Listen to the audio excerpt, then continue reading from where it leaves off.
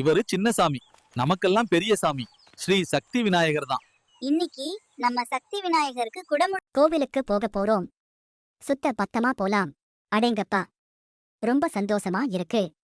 இன்னைக்கு நம்ம ஸ்ரீ சக்தி விநாயகருக்கு குடமுழுக்கு விழா. குடமுழுக்க பாக்குறது கோடி புண்ணியம். வாங்க நிகழ்ச்சிக்கு போலாம். ஸ்ரீ சக்தி விநாயகர் திருக்கோவிலின் 22ஆம் ஆண்டு குடமுழுக்கு விழா ஆனி மாதம் 18ஆம் நாள் நடந்தது. அதன் வீடியோ காட்சிகளை நாம் இப்போது காண்போம். அனைத்து தேவங்களுக்கும் கும்பம் அமைத்து வழிபட்டனர்.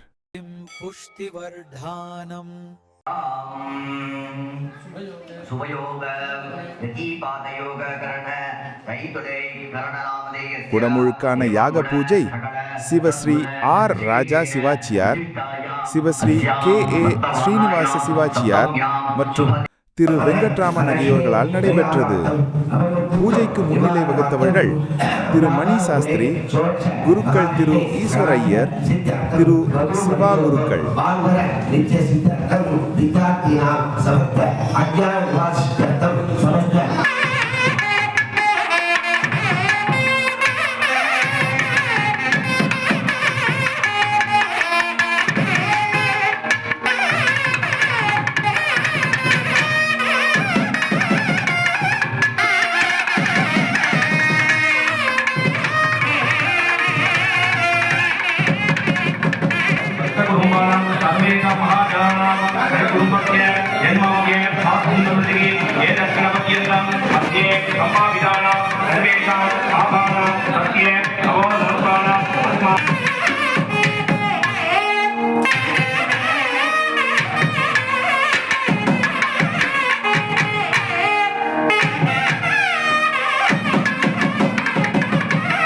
அன்பு நேயர்களே, இதோ யாக குண்டம் எரிவூட்டுவதற்கு தயாராகிக் கொண்டு இருக்கின்றது.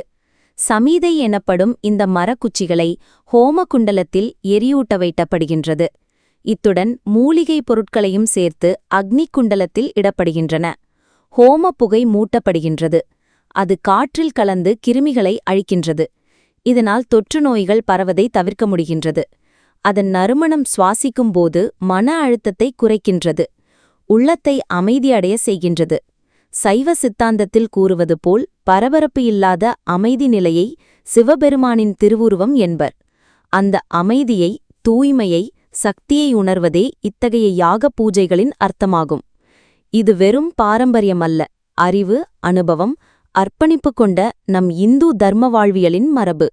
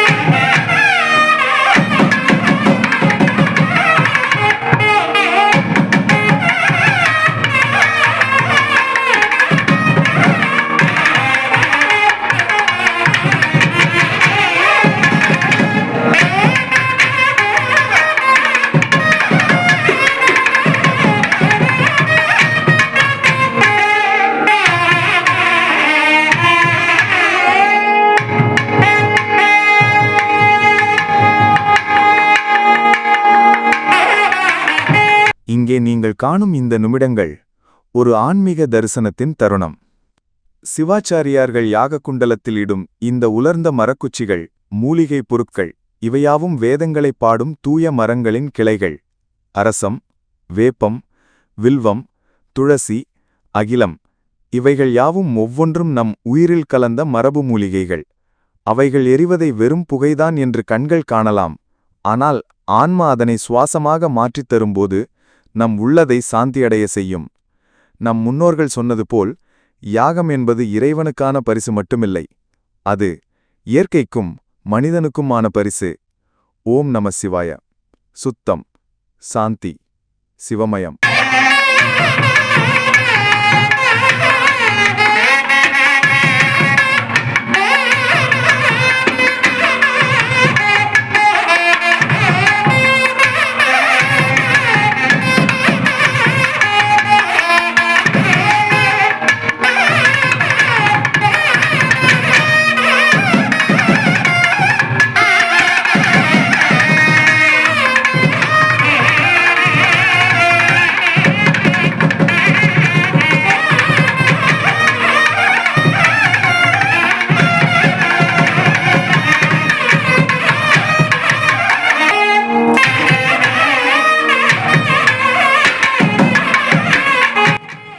வழக்கம்போல் கோவில் நிர்வாகம் சுவைமிகு பிரசாதம் வழங்கி சிறப்பித்தனர்.